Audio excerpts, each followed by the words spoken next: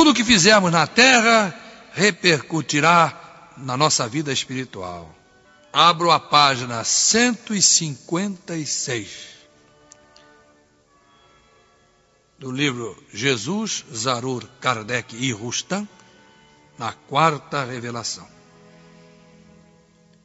E vou responder às objeções daqueles que dizem que Moisés proibiu contato entre vivos e mortos, quando nós sabemos que a própria revelação mosaica está repleta de contatos entre vivos e mortos. Inclusive, a recepção de Moisés aos 10 mandamentos foi um ato espiritual. Ele recebeu do mundo invisível. Vamos lá. Moisés e os mortos. Zarur responde: por que a legião da boa vontade admite a comunicação entre vivos e mortos, se isso é proibido por Deus? Será? Vamos ver. Vamos à resposta do fundador da LBV. Meus irmãos, isso nunca foi proibido por Deus, mas por Moisés, que não tinha outro recurso senão atribuir a Deus semelhante proibição. Allan Kardec, no seu livro O Céu e o Inferno, explica: é útil, para a melhor inteligência do verdadeiro sentido das palavras de Moisés, reproduzir o texto. Não vos desvieis do vosso Deus para procurar mágicos. Não consulteis os adivinhos e receai-vos contaminardes dirigindo-vos a eles. Eu sou o Senhor vosso Deus. Levítico, capítulo 19, versículo 21. Prosseguindo, vamos ao Levítico, capítulo 20, versículo 27, agora. O homem ou a mulher que tiver espírito pitônico ou de adivinho, morra de morte. Serão apedrejados e seu sangue recairá sobre eles. Agora outro trecho bíblico. Quando houverdes entrado na terra que o Senhor vosso Deus vos dará, guardai-vos. Tomai cuidado em não imitar as abominações de tais povos. Entre vós, ninguém haja que pretenda purificar filho ou filha, passando-os pelo fogo. Bom, que coisa terrível, hein? Tinha que proibir mesmo. Que use de malefícios, sortilégios e encantamentos. Que consulte os que têm espírito de Piton e se propõe a adivinhar, interrogando os mortos para saber a verdade. O Senhor abomina todas essas coisas e exterminará todos esses povos à vossa entrada por causa dos crimes que têm cometido. E vem aí a volta de Jesus, o fim dos tempos, que há uma manifestação espiritual ocorrida entre irmãos protestantes. Eu quero ler isso aqui. Deuteronômio, capítulo 18, versículos 9, 10, 11 e 12.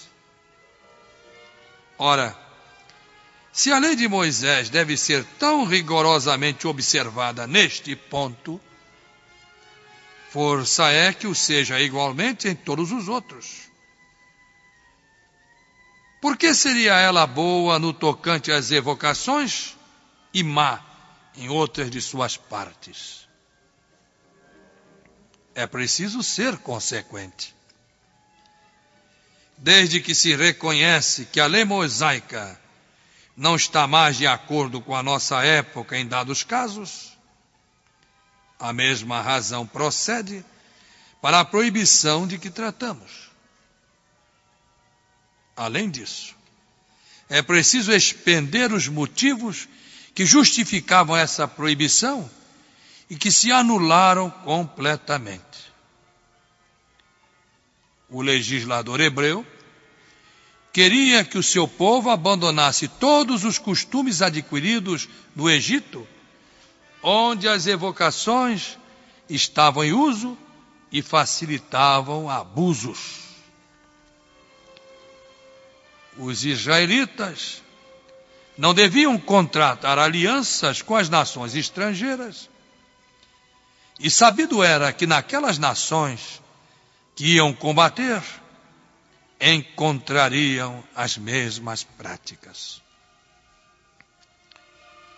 Moisés devia, pois, por política, inspirar aos judeus aversão a todos os costumes que pudessem ter semelhanças e pontos de contato com o inimigo.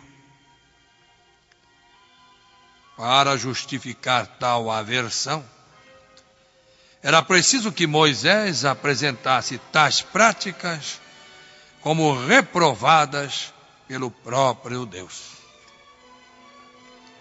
A proibição de Moisés era justa, porque a evocação dos mortos não se originava nos sentimentos de respeito, afeição ou piedade para com eles, sendo antes um recurso para adivinhações, tal como os augúrios e presságios explorados pelo charlatanismo e pela superstição. Essas práticas também eram objeto de negócio, e Moisés, por mais que fizesse, não conseguiu desentranhá-las dos costumes judaicos. Assim falou Kardec. Mas Aruf vai fazer aqui uma outra citação. Sobre o mesmo assunto escreveu Leon Denis. As proibições de Moisés e dos profetas tinham apenas um fim: preservar os hebreus da idolatria dos povos vizinhos. É possível também que visassem o abuso ou mau uso das evocações, porque, apesar da proibição, são abundantes no Velho Testamento da Bíblia os fenômenos espirituais. O papel dos videntes, dos oráculos, das pitonisas, dos inspirados de toda a ordem é ali considerável.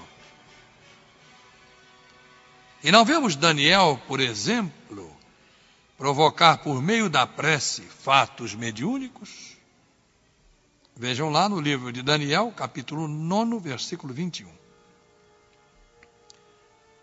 Como poderiam as proibições de Moisés servir de argumento aos crentes dos nossos dias, quando, nos 3 primeiros séculos da nossa era, os cristãos não viam nisso o menor obstáculo às suas relações com o mundo invisível?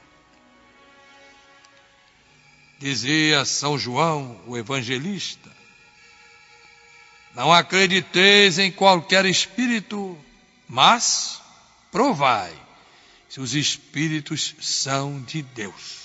Bom, se ele diz isso, significa que não havia nenhum impedimento que se observasse as manifestações espirituais. João Evangelista mandava tomar cuidado. Provai se os espíritos são mesmo de Deus. Primeira Epístola, capítulo 4, versículo 1. Leon Denis prossegue aqui. Não há aí nenhuma proibição, ao contrário. Os hebreus, cuja crença geral era que a alma do homem, depois da morte, era restituída ao Sheol, para jamais sair dele, livro de Jó, capítulo 10, versículos 21 e 22, não hesitavam em atribuir ao próprio Deus todas essas manifestações. E Deus intervém a cada passo no Velho Testamento, e às vezes, mesmo em circunstâncias pouco dignas dele. Bom, nós já aprendemos que não era Deus. Antigamente os homens, né, naquele tempo, ainda hoje acontece isso. Qualquer manifestação espiritual diziam que era Deus. Era espírito, às vezes, de luz, outras vezes não espírito não de luz, sem luz nenhuma. Bom, Cristianismo e Espiritismo, páginas 304 e 305. Agora Zaru vai concluir. Como se vê, Leon Denis e Allan Kardec destruíram os argumentos entre aspas, ainda em vigor em pleno século XX. Mas quem aboliu mesmo a proibição de Moisés foi o próprio Jesus, na passagem evangélica da Transfiguração, quando preparou João Batista para a subida aos céus, após a degola ordenada por Herodes Antipas, a pedido de Salomé. Recordou a João Batista suas encarnações de Moisés e Elias, quando ele também mandou cortar a cabeça de muita gente. Bom, eu tenho aqui um caso de materialização narrada por um escritor protestante. Não dá para apresentar hoje, não?